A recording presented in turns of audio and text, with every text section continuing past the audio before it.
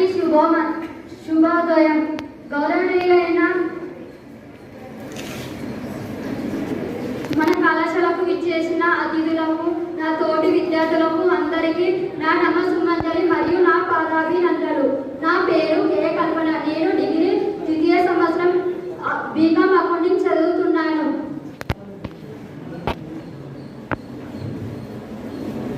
మేధావి, ధీరుడు, కార్యదీక్షుడు, ప్రజాసేవకుడు, స్వాతంత్ర సమర యోధుడు, ఆంధ్రప్రదేశ్ మొట్టమొదటి ముఖ్యమంత్రి టంగుటూరి ప్రకాశం పంతులు గారు.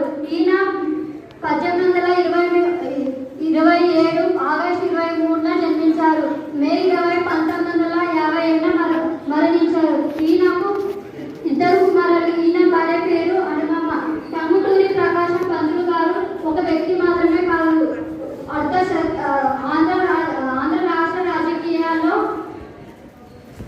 ఈయన చాలా కీలక పాత్ర పోషించారు. ఈయన ఒక మహాసంత. ఈయన ఒక నిరుపేద కుటుంబంలో జన్మించి వారాలు చేసుకుంటూ ఆంధ్రప్రదేశ్ రాష్ట్రానికి మొట్టమొదటి ముఖ్యమంత్రి అయినాడు. ఈయన మద్రాస్ అన్నం కమిషన్ను ఎదిరించి, తుపాకీని ఎదిరించి ఆంధ్రదేశంగా పేరు పొందినాడు.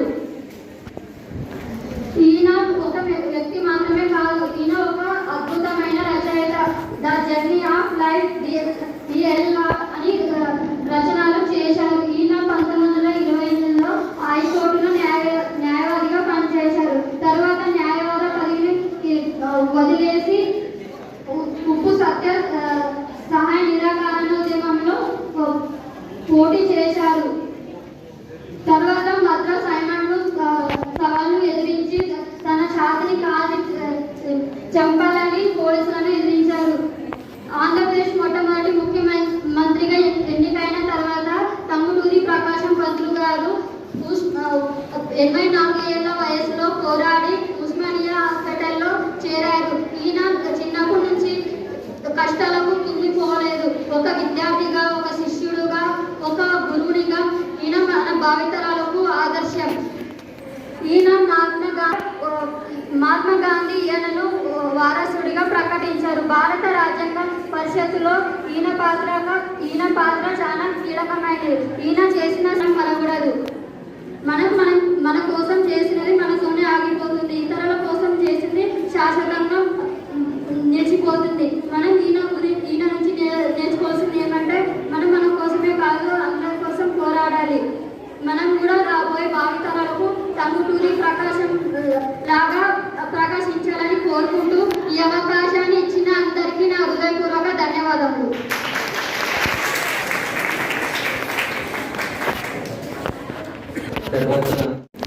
వేదిక అలంకరించిన పెద్దలందరికీ నా నమస్కారాలు.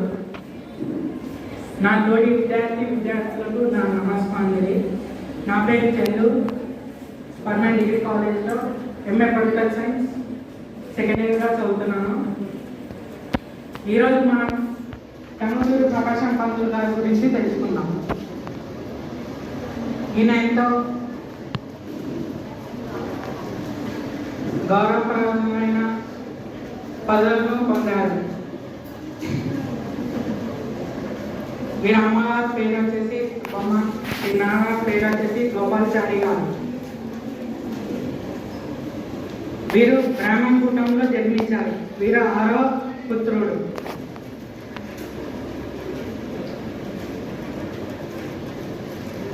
ఈయన లా కూడా చదివారు. ఈయన లండన్ కూడా వెళ్ళి బారిస్టర్గా ఉన్నారు.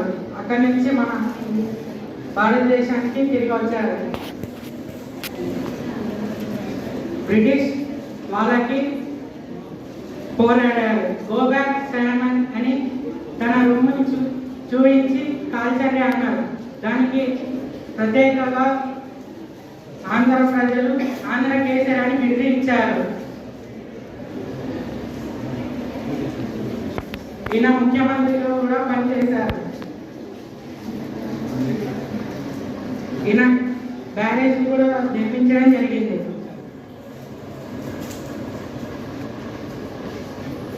ఈ అవకాశం ఇచ్చిన ప్రజలందరికీ నా ధన్యవాదాలు.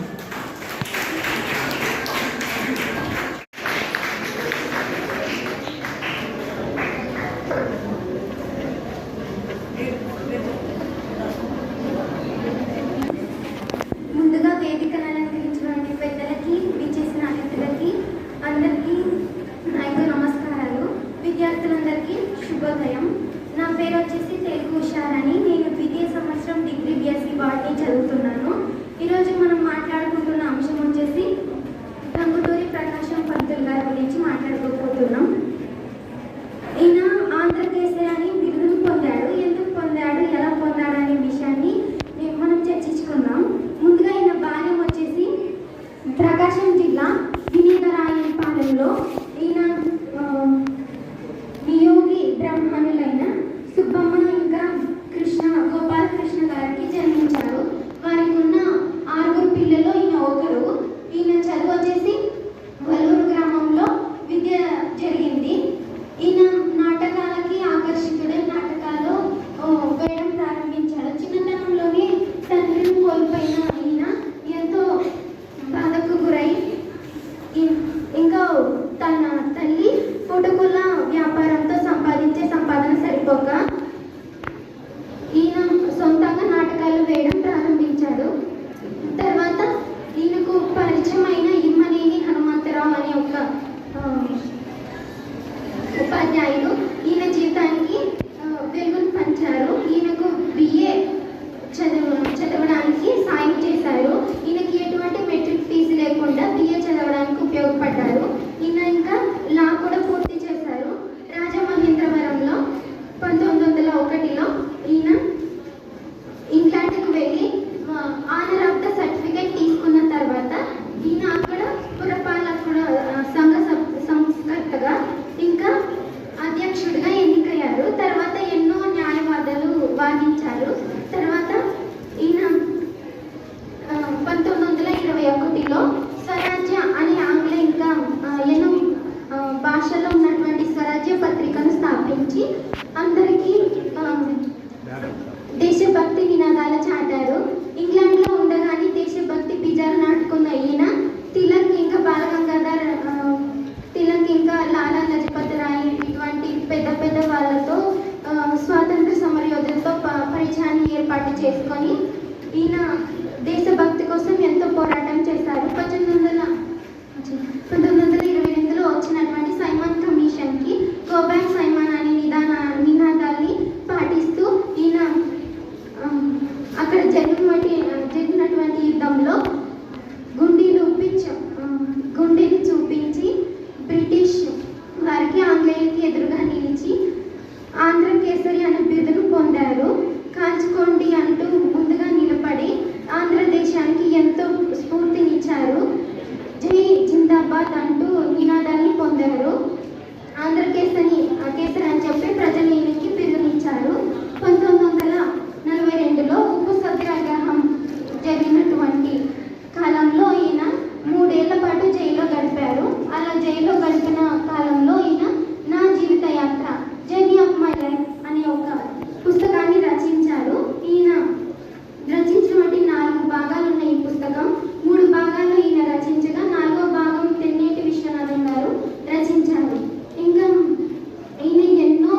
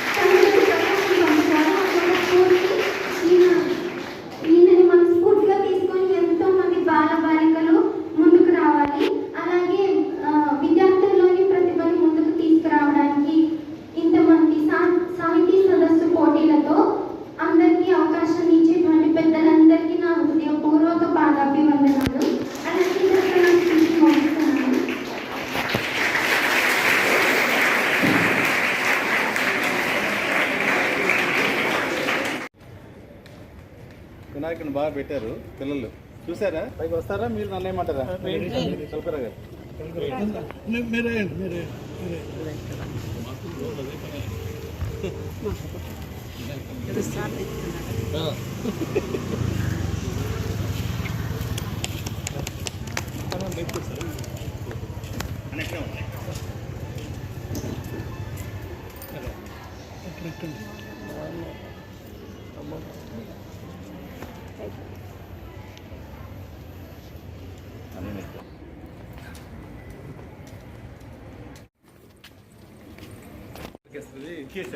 లాస్ట్ ఇయర్ అది ఇచ్చాను బాగుంది. సో దీనికి యాక్చువల్గా ఆంధ్రకేసరి అసెంబ్లీ భవన్ పెడతాం అనుకున్నాం. అది కూడా అఫీషియల్గా చేద్దాము అని అనౌన్స్ చేసి వినాయకుని బాగా పెట్టారు పిల్లలు చూసారా పైకి వస్తారా మీరు నన్ను ఏమంటారా కల్పరా గారు